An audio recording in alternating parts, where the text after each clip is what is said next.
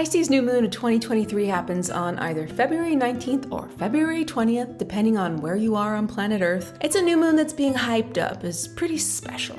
And sometimes that hype just gets a little too cliche. It gets a little too obvious, like time for spiritual awakening, open up the third eye. Another spiritual awakening. Yeah, I know we need a lot of opportunities for spiritual awakening. It could be possible for some people. Yeah, obviously it's in that sphere, it's in the bell curve, right? Some people might have their third eye blasted open or whatever that means, but it seems like a lot of pressure to me. This new moon is really lovely. It's got Venus floating along for the ride. Venus is exalted. You have Neptune in there, which is the modern ruler of Pisces. Pisces is known as the spiritual, most beautiful, boundless love sign of the zodiac. Is Pisces new moon good for setting spiritual intentions? Yes. Is Pisces new moon good for attuning to your intuition and looking out for dreams? Yes, definitely. It's probably one of the best ones. Is Pisces new moon good for letting your imagination carry you to some creative answers? Absolutely, yes.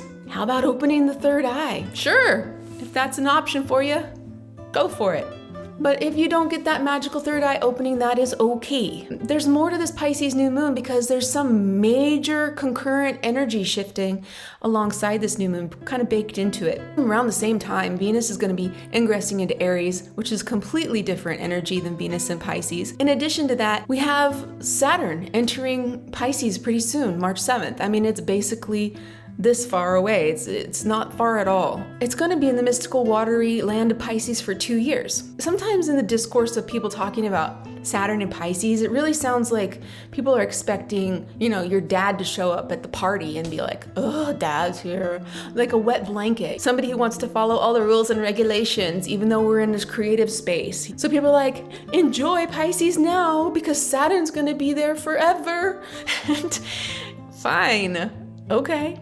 Maybe I'm being a Saturnian wet blanket. I'm not trying to be. What I see about this Pisces new moon is that it's more of an opening for what we can do. It's a little less woo and a little more what you gonna do. Saturn is so cool in Pisces because Saturn is the discipline that makes meaning of those Piscean dreams that can be a little intangible, a little bit unrealistic, a little bit of the mist. It's that imaginative, creative experience that's really fun to experience, but many times we can't bring anything back from the Pisces land because it's a little far out. Saturn in Pisces brings them out of the dream world in a container, and it can open that container of dreams into standard reality, the one where we live here on the material realm, most of us at least. Those of you with a third eye, you won't understand what I'm talking about right now.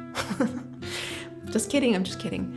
The dreams, the art, the imagination, the spirituality, this merging boundless love feeling can come back from the Pisces sphere with this Saturn packaging, and that's what makes real life tolerable for a lot of us. Spirituality, boundless love, music, art, creativity, partnership, camaraderie, all those beautiful things. So my advice for this new moon is to actively spend some time in the imaginal world, letting your imagination go.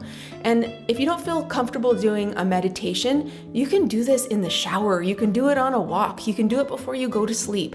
Because everybody wants something in life. That's what makes us human. And a lot of us don't even really know what we want. When you boil it down, most people just want to be happy. And there is an infinite definition for each individual person. It's going to be different of what is happy. So what I want you to think about is your happiness, your ideal reality. Imagine it down to the detail. See yourself further down the line than where you are now.